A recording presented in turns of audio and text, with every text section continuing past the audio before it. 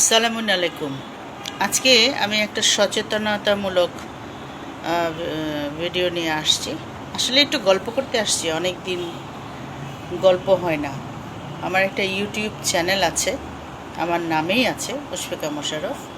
তো অনেক দিন হয়েছে কোনো ভিডিও টিডিও দিচ্ছি না আর কি। কী হলো, আমি অনেক দিন ধরে খুবই সিক ফিল করতেছিলাম। হাতে ব্যথা, পায়ে ব্যথা, কিছু মনে থাকছিল না, অনেক বেশি বিরক্ত হয়ে থাকতাম। সব কিছু মিলে না নিজেকে উদ্ধার করতে পারছিলাম না যে আমি মানে কেন এমনটা বোধ করছি। পরে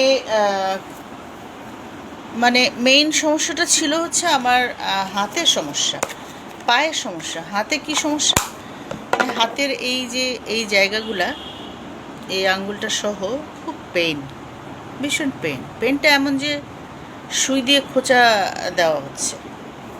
ঠিক সেরকমভাবে পায়েও আছে। আবার এই হাতে যেমন এমন, ডান হাতে কিন্তু আবার অন্যরকম। ডান হাতটা কেমন আমি আপনাদেরকে বলি, বুঝাই।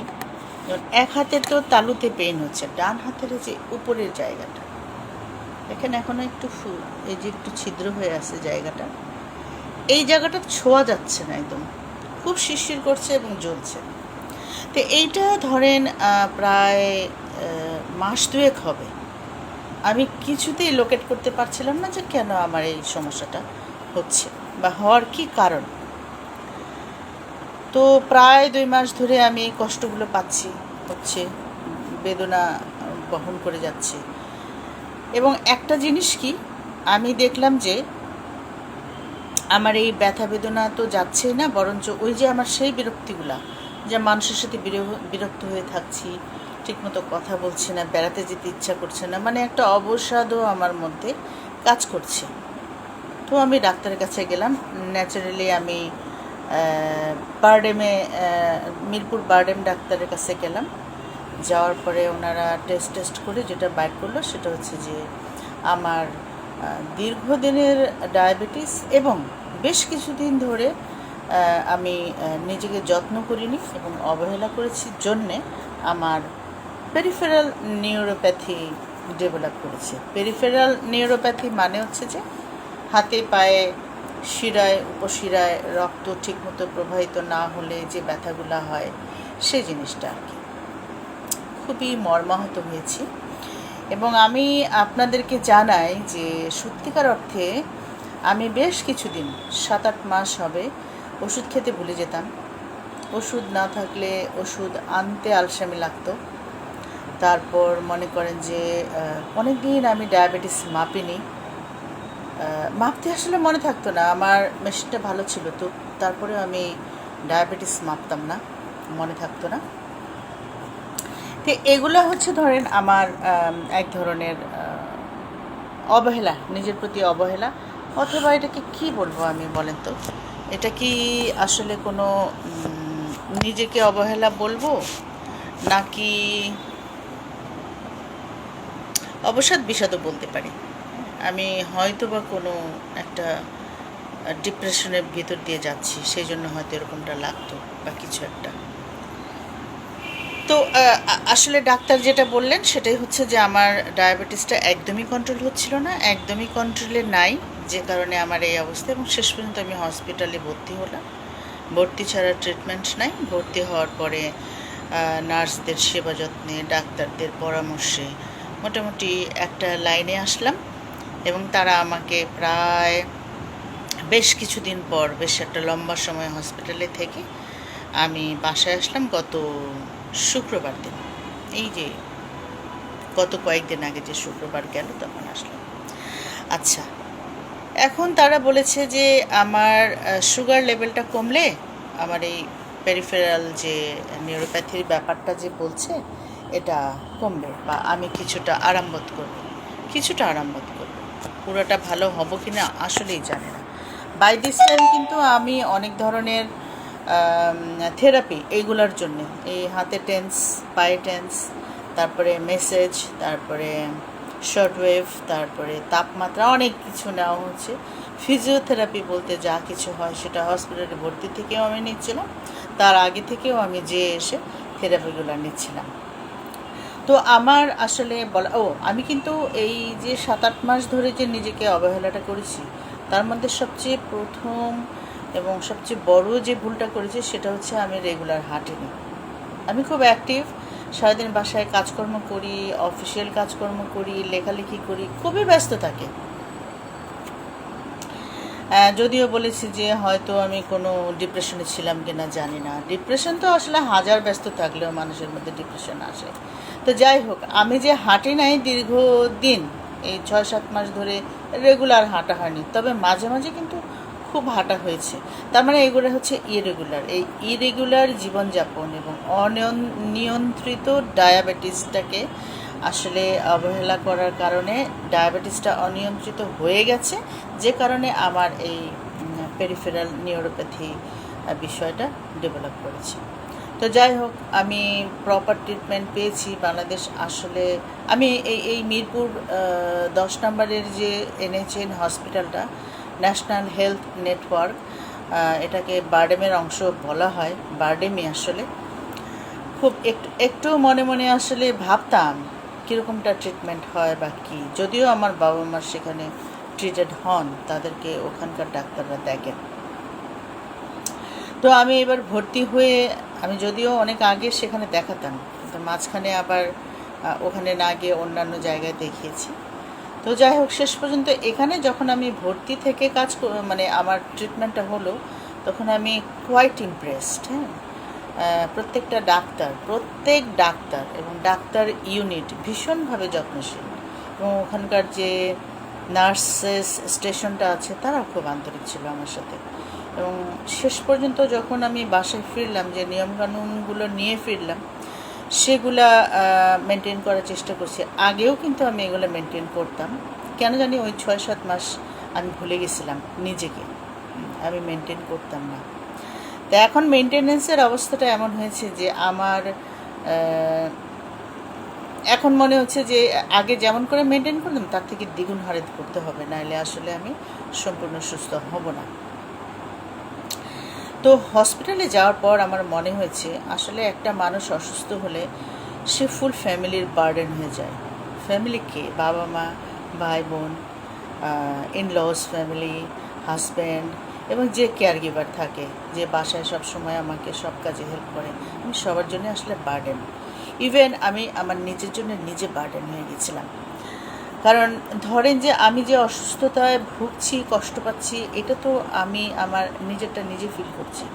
বাট আমি যে আমার এই দুঃখবোধ, কষ্টবোধ, যন্ত্রণা বোধের জন্য কিন্তু আমার বাবা মা স্বস্তি পায় নাই, আমার হাজব্যান্ড স্বস্তি পায় নাই, আমার ভাই বোনেরাও চিন্তিত ছিল, আল্লাহ আমাদের বোনের কি হলো, আমার সন্তানের কষ্ট হয়েছে, আমার মায়ের কি হলো, আমার মানে সবাই আমার সাথে জড়িত যতগুলো সম্পর্ক আছে প্রত্যেকের কাছে কিন্তু আমি তখন বার্ডেন, আমি আমার নিজের কাছে বার্ডেন। এই অনিয়ন্ত্রিত জীবনযাপন করার কারণে আমি আজকে যতগুলি টাকা পয়সা খরচা করেছি এবং অসুখের যন্ত্রণাটা যে ভোগ করেছি, এটা আমার জন্য বার্ডেন। তাহলে আমি আমার নিজের জন্য বার্ডেন। তো আজকে আমি যেই কথাটা বলবো, যে আপনাদের যাদের ডায়াবেটিস আছে, আজকাল তো ডায়াবেটিস আসলে সিনিয়র জুনিয়র বলে কোনো কথা নেই, অল্প বয়সী বেশি বয়সী বলে কোনো কথা নেই, সবার ডায়াবেটিস হচ্ছে। সবাই সচেতন থাকবেন, নিয়মিত ডায়াবেটিসটা মাপবেন, হাঁটাহাঁটি করবেন, নিয়ম মাফিক খাবেন, তাইলে কিন্তু আর এই কষ্টগুলো হবে না বলবো না, হবে, হয়তো নিয়ন্ত্রণের মধ্যে থাকবে। আমাকে এবার যে দেখেন, আমাকে যে কেয়ার গিভ করে, যে আমাকে খুব যত্ন করে আমার বাসায়, রানু, সে আমাকে কেমন করে টেক কেয়ার করতেছে দেখেন। আমি নিজেই পারি এটা, তবু সে করে আর কি। রুটি বেললো, রুটি সেঁকলো, তারপরে সে এটা আমার যে স্কেল, ওয়েট মাপার যে মেশিনটা, ওইটার উপরে এটা মেপে দেখছে যে 80 গ্রাম হলো কি না। মানে 80 গ্রাম রুটি, একটা সেদ্ধ ডিম, আর মোটামুটি পছন্দ অনুযায়ী বা বেশি একটু ভালো পরিমাণ সবজি আমি খেতে পারছি। তো সে 80-র জায়গায় যদি এটা 85 গ্রাম হয়, তাহলে রুটিটা একটু ছিঁড়ে ফেলে দেয়, এটা 80 করেই আমাকে দিবে। মজার বিষয়, দুপুরবেলাও ঠিক তাই করে। ভাত যদি আমার 180 গ্রাম লাগে, মানে আমাকে বলে দেওয়া আছে 180 গ্রামের বেশি ভাত খাওয়া যাবে না, তো আজকে দুপুরে যেটা হয়েছে, 82 গ্রাম, 182 গ্রাম হয়েছে। এই 182 গ্রামের জায়গায় আমি বললাম থাক, ঠিক আছে 2 গ্রাম কিছু হবে না। না, 2 গ্রাম তো বেশি খাওয়া যাবে না। সে চামচ দিয়ে, ছোট চা চামচ দিয়ে 2 গ্রাম কমিয়ে এটাকে 180 গ্রামে রাখলো। তারপরে তো প্রতিদিন বিকালে আমি হাঁটি, সকালে হাঁটতে পারি না, বিকালবেলাটা আমি হাঁটি। তো আর ধরেন যে 2 ঘন্টা পর পর যে খাবারের কথা বলে সেটারও কিন্তু নিয়ম আছে। যেমন ধরেন যা ইচ্ছা তাই খাওয়া যাবে না। ভাজা একটা সিঙ্গারা খেয়ে ফেললাম, হবে না। হ্যাঁ, বা একটা মজাদার বার্গার খেয়ে ফেললাম, হবে না। ডায়াবেটিস হয়েছে তো তো নানান পদের খাবার দাবারের শখ কিন্তু আসলে মেটালে চলবে না। তো আমার যেমন ধরেন আমার একটা বিস্কিট আছে, হালকা একটা নাস্তা আছে, একটুখানি দুধ খাওয়া আছে।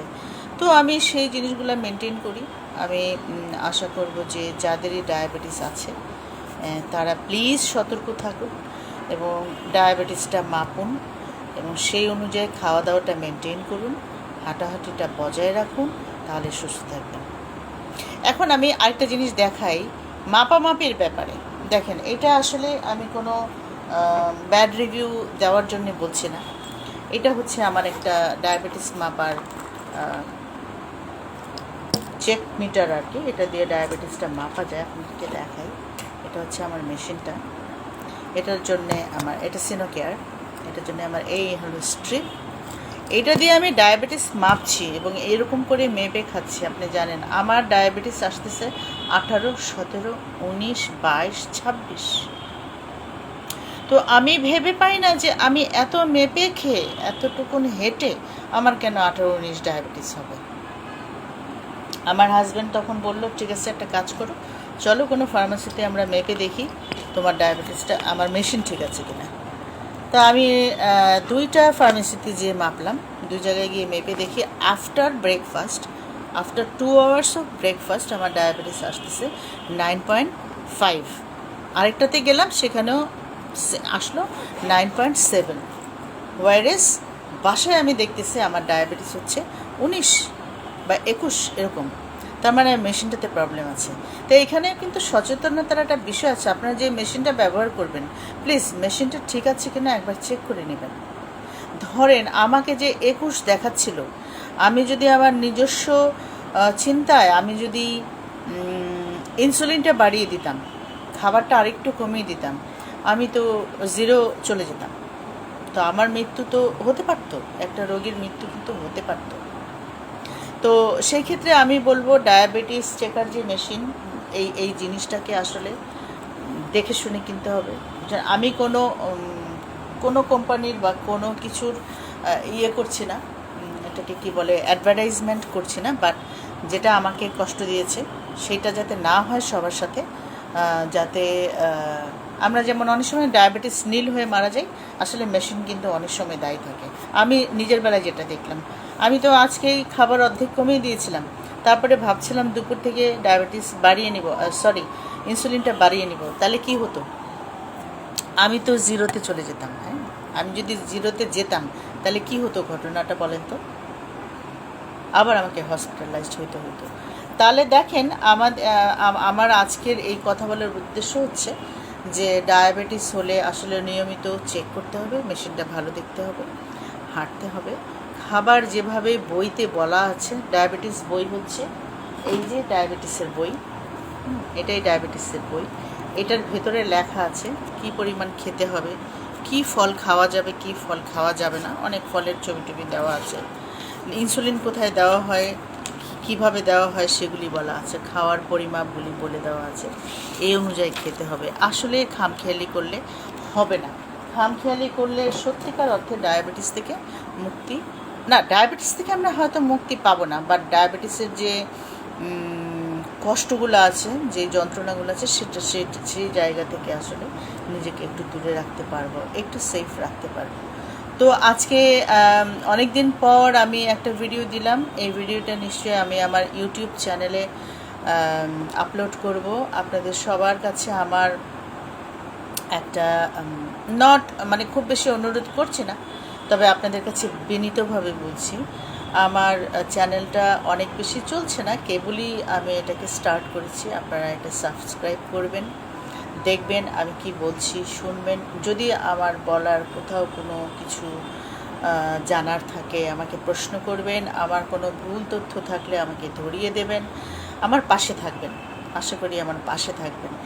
আর আজকে যে ভিডিওটা আমি করলাম, ডায়াবেটিস নিয়ে কথা বললাম, এখনও আমার এই হাতের এই জায়গাগুলো পেইন হয়ে আছে, এখন আমার এই জায়গাটা ভালো হয় নাই, এবং আমার পায়ের তলায় যে রগে টান খেয়ে যাচ্ছে সেটাও এখনও ভালো হয় নাই।